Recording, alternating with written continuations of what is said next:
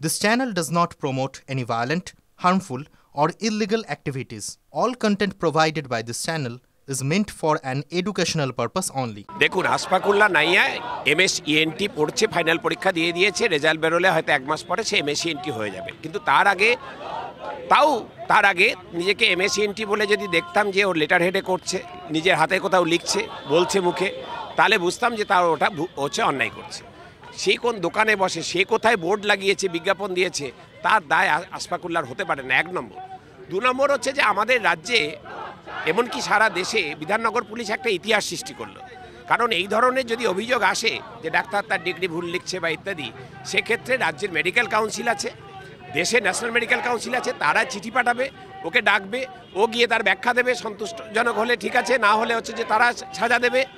কিন্তু রাজ্যের পুলিশ গিয়ে তার বাড়িতে ৩০-৪০ জন পুলিশ নিয়ে তার বৃদ্ধ বাবা মাকে হয়রান করছে, পুলিশ নোটিশ পাঠাচ্ছে, এরকম পশ্চিমবাংলা ছেড়ে দিন ভারতবর্ষের ইতিহাসে নেই। এমন ভাব করছে বিধাননগর পুলিশ, সারা বিধাননগর এলাকা অপরাধী মুক্ত হয়ে গেছে। আমাদের রাজ্যে যেখানে এই অভিক দে, বিরূপাক্ষ বিশ্বাসের মতো ডাক্তারি ডিগ্রিধারী ক্রিমিনালরা ঘুরে বেড়াচ্ছে, যাদের বিরুদ্ধে তোলাবাজি ৩৪ রকমের অভিযোগের প্রমাণসহ স্বাস্থ্য ভবনে জমা পড়েছে এনকোয়ারি কমিটি, কই তাদের বাড়িতে পুলিশ গেছে?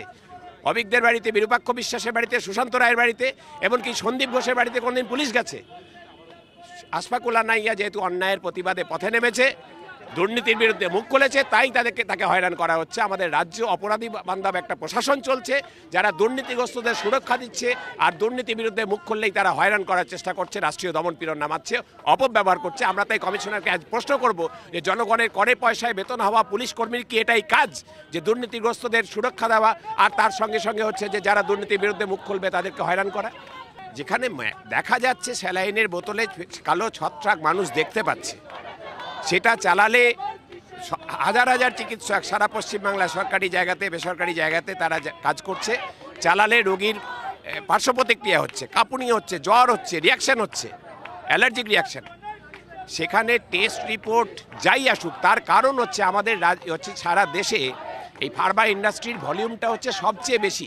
যে কোনো শেয়ার মার্কেটে দেখবেন সবচেয়ে বেশি দাম, মানে হচ্ছে যে শেয়ারের ভলিউম হচ্ছে যে এই ফার্মা সেক্টরে।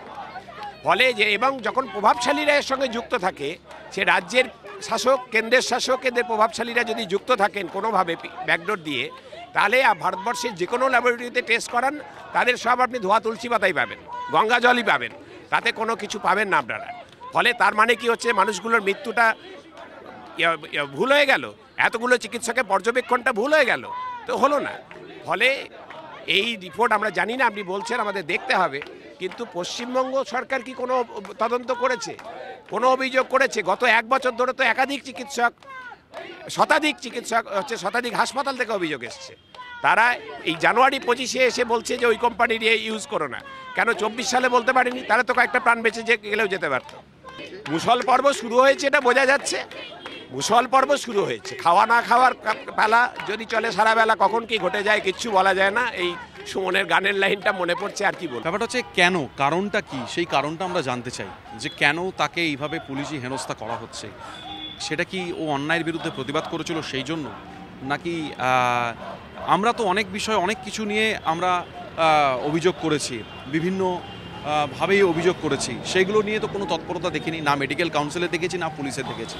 তাহলে হঠাৎ আজকে আশফাকুল্লাহ নাইয়া, যে আন্দোলনে প্রথম দিন থেকে প্রথম সারিতে ছিল এবং অন্যায়ের বিরুদ্ধে কথা বলেছে, তাহলে আজকে তার বাড়িতে কেন এইভাবে পুলিশ পাঠিয়ে, শুধু তাই নয় 30-40 জন পুলিশ, কি না তার কোনো প্রেসক্রিপশান বা কিছু দেখার জন্য? সেটা তো আশফাক এখানেই ছিল, আরজি করেই ছিল, তার কাছে জানতেই পারতো। এই জিনিসটাকে আমরা এক প্রকার আন্দোলনকে দমন করার বা মেলাইন করার চেষ্টা বলি। আমি তাদের কাছে একটা প্রশ্ন জানতে চাইছি, সন্দীপ ঘোষের এগেনস্টে ওনারা কী করেছেন? যে সন্দীপ ঘোষ এখানে প্রিন্সিপাল থাকার সময় এরকম একটা ঘটনা ঘটে গেল এবং এত আর্থিক দুর্নীতির খবর পাওয়া যাচ্ছে, তাহলে সেই ব্যাপারে ওনারা কি পদক্ষেপ নিয়েছেন? জিনিসটা একপাক্ষিক হয়ে যাচ্ছে না? তাহলে এগুলোকে বাতিল করা হলো কেন? তার মানে কোথাও গিয়ে একটা ধোঁয়াশা তৈরি হচ্ছে, কোথাও গিয়ে একটা সন্দেহ তৈরি হচ্ছে। এই যে বিভিন্ন ওষুধ যাদেরকে ব্যান করা হয়েছে, লেভোফ্লক্সাসিন থেকে শুরু করে আরও যে ওষুধ, প্যারাসিটামল, তাহলে সেইগুলোকে ব্যান করা হয়েছে কেন? এই উত্তরগুলো দিন আমাদের। কিন্তু ল্যাব রিপোর্ট কি অস্বীকার করবে কি করে? না, অস্বীকার করতে হয়তো পারবো না। তাহলে যে এই যে খবরগুলো, এই যে দেখছি যে মানে আড়ালের মধ্যে যে ছত্রাক ঘুরে বেড়াচ্ছে, বা এই যে বিভিন্ন ধরনের জিনিস হচ্ছে, তাহলে সেগুলো কেন হচ্ছে? পোস্টমর্টম রিপোর্টে তো এটাও বলেছে যে ডাক্তারি পদ্ধতিতে কোনো ত্রুটি ছিল না, তাহলে কেন হচ্ছে? সেখানে ডাক্তারদের দোষটা কোথায়? ডাক্তারদের দোষটা কোথায়? জুনিয়র ডাক্তারদের যে সাসপেন্ড করা হলো, তাহলে তাদের দোষটা কোথায়? প্রত্যেকটা ঘটনাই আসলে আশফাকের কণ্ঠরোধের একটা চেষ্টা বলে আমরা মনে করছি। তার কারণ আমরা দেখলাম যে আশফাক একজন আরজিকরের ডাক্তার, তার বাড়ি কাকদ্বীপে। বিধাননগর পুলিশ 30-40 জন পুলিশ গাড়ি করে ভোরবেলা সেখানে পৌঁছলো প্রেসক্রিপশন খুঁজতে, প্রেসক্রিপশন সার্চ করছে। পুলিশের এই অতি সক্রিয়তা তখন কোথায় থাকে যখন প্রত্যেকটা হাসপাতালে জাল ওষুধ নিয়ে যখন অভিযোগ ওঠে, যখন স্যালাইন নিয়ে অভিযোগ ওঠে, যখন দুর্নীতি নিয়ে অভিযোগ ওঠে, যখন দালাল চক্র হয়, তখন কোথায় থাকে এই যে আশিস পান্ডের মতো লোকেরা যারা আজকে সিবিআই হেফাজতে রয়েছে? তাদের বিরুদ্ধে তো কোনো অতি সক্রিয়তা আমরা দেখতে পাই না। তাহলে আজকে আশফাক অন্যায়ের প্রতিবাদ করেছে বলেই তাই তাকে হেনস্থা করানোর চেষ্টা করা হচ্ছে। আজকে বলা হচ্ছে সে ভুয়ো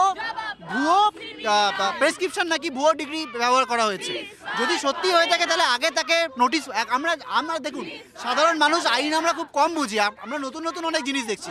আমরা জানি যে প্রথমে তাকে শোকজ করা হয় মেডিকেল কাউন্সিল থেকে, সেখান থেকে তারপর গিয়ে সেটা অনুযায়ী তদন্ত চলে, সেই অনুযায়ী কোনো একটা তদন্ত। আমরা দেখছি পুলিশ থানায় তার নামে অভিযোগ হচ্ছে এবং পুলিশ প্রেসক্রিপশন খুঁজে যাচ্ছে, যেন টেরোরিস্ট ধরতে যাচ্ছে, জঙ্গি খুঁজতে যাওয়া হচ্ছে 30-40 জন গাড়ি করে। ওয়েস্ট বেঙ্গল মেডিকেল কাউন্সিল নিয়ে নতুন করে বলার কি আছে? ওয়েস্ট বেঙ্গল মেডিকেল কাউন্সিল নিজেই যে একটা দুর্নীতির আখড়া, এটা নিয়ে বারবার প্রশ্ন উঠেছে। এই যে ওয়েস্ট বেঙ্গল মেডিকেল কাউন্সিলে এই অভিক দে, তাদের মতো সুদীপ্ত পাল, সুশান্ত রায়, এরকম লোকজন বসে রয়েছে যারা চরম দুর্নীতি করে যাচ্ছে এবং যারা প্রত্যেকটা হাসপাতালের থ্রেড সিন্ডিকেটের মাথা। তারা, আমাদের ধারণা তারাই পুলিশের সাথে যোগাযোগ করে এই ঘটনাটা ঘটিয়েছে। ফলত তাদের দিক থেকে তো স্বাগত হবেই, কিন্তু এটাই বলার যে আমাদের দিক থেকে যারা আমরা আন্দোলনরত জুনিয়র ডাক্তার, সাধারণ মানুষ সবার তরফ থেকে জানাই যে এইভাবে কিন্তু প্রতিবাদীদের কণ্ঠস্বর রোধ করা যাবে না। এইভাবে হামলা করে মামলা করে কখনো কণ্ঠরোধ করা যায় না। আজকে আমরা প্রত্যেকদিন ডাক্তার হিসেবে, স্বাস্থ্যকর্মী হিসেবে যে ঘটনাটা ফেস করছি, রিঙ্গার্স ল্যাক্টেট নিয়ে অভিযোগ প্রথম নয়, বহুবার এই যে এটা নিয়ে সমস্যা হচ্ছে। এই আন্দোলন চলাকালীন 7ই ডিসেম্বর মেদিনীপুর মেডিকেল কলেজে জুনিয়র ডাক্তাররা জানিয়েছিল যে এই স্যালাইন নিয়ে সমস্যা হচ্ছে। যদি দেখা যায় সব ক্লিন চিট পেয়ে যাচ্ছে, তাহলে ঠিক আছে, আবার চালু করা হোক, আমরা ডকুমেন্ট করি। এতদিন আমরা ডকুমেন্ট করতাম, ডকুমেন্ট করে উচ্চতর কর্তৃপক্ষকে পাঠাতাম। এখন তো যা দেখছি যে প্রত্যেকটা সমস্যা আমাদের ওই যে যেমন বলছেন মুখ্যমন্ত্রী যে একটা সিসি ক্যামেরা থাকলে ভালো হয় ওটির ভেতরে, আমরা মনে করছি একটা সিসি ক্যামেরা থাকলে ভালো হয় বুঝি, যে প্রত্যেকটা ওষুধ দিলে কী কী সমস্যা হচ্ছে সেটা তাহলে সাধারণ মানুষও দেখতে পারবেন। আমরা বারবার দেখছি, এই যে অভয়ার ক্ষেত্রে আমরা দেখলাম যে এত কিছু হলো, পুলিশ তদন্ত করলো, তারপর আমরা ভাবলাম যে কেন্দ্রীয় এজেন্সি সিবিআই সে হয়তো অন্য কিছু করবে, দেখা যাচ্ছে যে তাদের নিজেদের মধ্যে একটাভাবে সেটেলমেন্ট হয়ে গেল।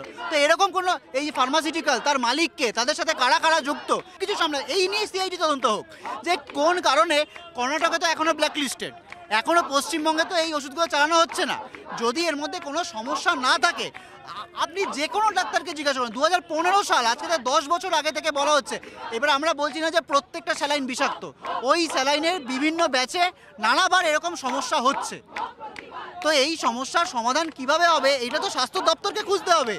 এটা যদি এইভাবে বলা হয় যে স্যালাইন সব ঠিক আছে, সব চালাচ্ছি, এবং মারা গেলে আমরা বলবো চিকিৎসক কেন সামলাতে পারলেন না, তাদের গাফিলতি। যে পড়ুয়া ট্রেনি চিকিৎসক তারা চিকিৎসা করলেন, তাদের সাসপেন্ড করে দেওয়া হচ্ছে। আমরা সিনিয়র চিকিৎসকদের কথা বলছি না, সুপারের কথা বলছি না, আমরা এমন লোকের কথা বলছি না হয়তো যিনি ডিউটিতে থাকার কথা কিন্তু বাইরে প্র্যাকটিস করছেন, তাদের কোনো সমর্থনের কথা কিন্তু আমরা বলছি না। এমনভাবে দেখানোর চেষ্টা হচ্ছে যেন আমরা সেটাকে সমর্থন করছি না। কিন্তু যারা পড়ুয়া চিকিৎসক, যারা চিকিৎসা করলেন, এই যে স্যালাইনের পরে সমস্যা হলো, তারপরেও তাদের সাসপেন্ড করা হবে কেন, এই প্রশ্নের কিন্তু উত্তর আমাদের দিতে হবে। স্বাস্থ্য মন্ত্রককে দায় নিতে হবে, স্বাস্থ্যমন্ত্রীকে দায় নিতে হবে।